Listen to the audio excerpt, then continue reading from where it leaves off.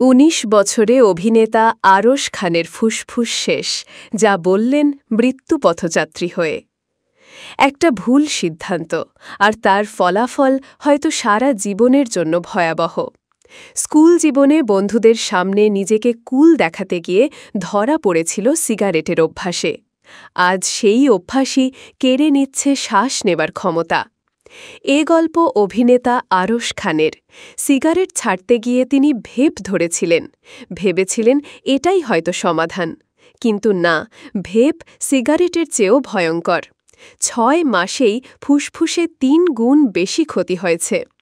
তিনি লিখেছেন, বিশ্বাস করো, সুস্থ থাকার চেয়ে বড় ফ্লেক্স আর কিছু নাই। ধূমপান ছাড়লে ফুসফুসে বড় ক্ষত না থাকলে স্বাভাবিক হতে সময় লাগে মাত্র ৯ মাস।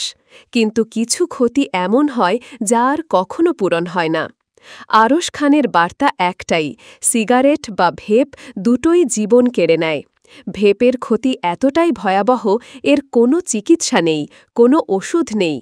ধূমপান শুরু করার আগে ভাবুন, থামাতে চাইলে এখনই থামুন। সুস্থ থাকাই আসল ফ্লেক্স, জীবনকে ভালোবাসুন।